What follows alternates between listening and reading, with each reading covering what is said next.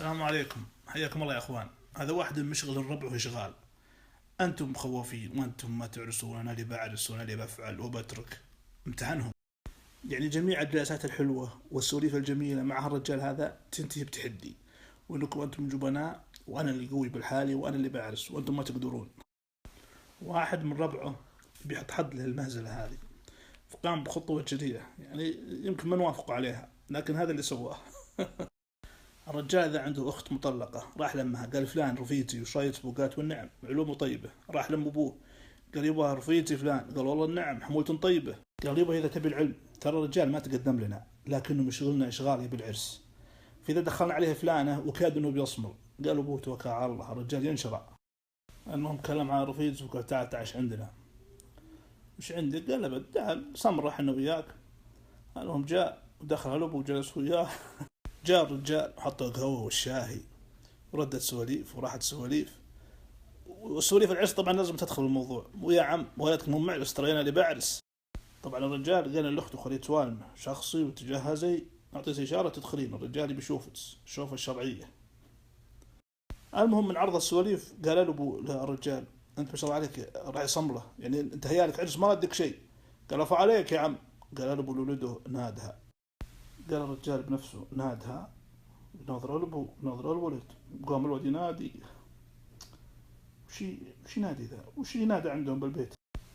قالوا كاد بينادي العشاء بينادي السفرة تجيب العشاء حتى تلخبط ضعيف. لا الشغالة هي نادي الشغالة عشان تجيب العشاء. المهم الرجال بدأ يحاور نفسه يقنع نفسه انه في اشياء كثيرة ممكن تنادى وتدخل عليه. الا ان مرتين تدخل عليه لو ينادون عزرائيل. وبعد لحظات من الترقب ولا الرجال يسمع صوت الكعب تيك تيك كأنه شاكوش يضرب قلبه مع كل دقة. قال لا كودهم إن شاء الله جايبين لي معزة. المهم يفتح الباب وتدخل عليه ذيك المرأة، وده أن ملك الموت داخلا عليه، أو أن الأرض تبلعه ولا يكون في ذلك الموقف المحرج اللي حط نفسه فيه. التفت للشايب وقال يا عم وش السالفة؟ قال مكتوب بعرس وأنا راعي صملة. قال يا عم أنتم تصدقون كل هرجني؟ قال أنا متزوج عندي عيال. قال يا ولدي بس شوف خطيبتك بس وانت ساكت يا ولدي هرج ذا لحقين عليه بعدين. قال أبشر طال عمرك. وبدأ يخربط الرجال وبدأ يصبصب من العرقان.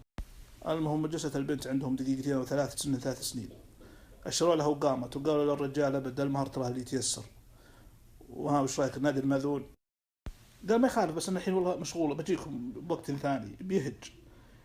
قالوا اقول ما في وقت ثاني الحين بنخلص مره واحده تاخذ مرق معك. قال يا اخوان تعوذ من الشيطان اذكر والله والله اني امزح والله ما عاد اتعودها والله يا عم من وجه عرس. قال لا والله يا ولدي تعقب والله يعقب هالعلم وجهكم وجه عرس. قال الشايب اقول يا ولدي تعش وانقل على اهلك. قال لا والله يا عم ما بي عشاء ابي الحمام. الله يلوم اللي يلوم. المهم ذا يوم وذاك يوم يحلفون يقسمون انه عقب ذاك اليوم ما عاد جاب طاري عرس، واذا حد جاب له سالفه العرس تفل عن يساره 37 مره.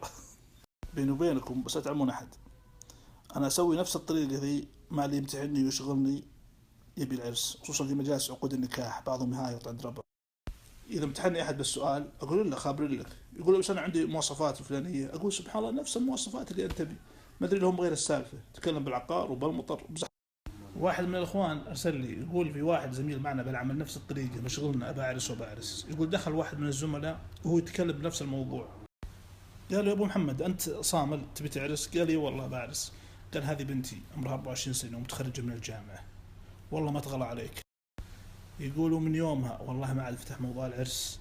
يقول كل ما شفته قلت يا جبان يا خواف.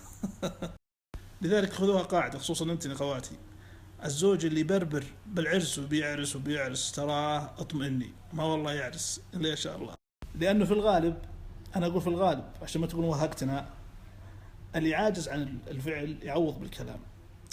لذلك الخوف من المجبد المصبر.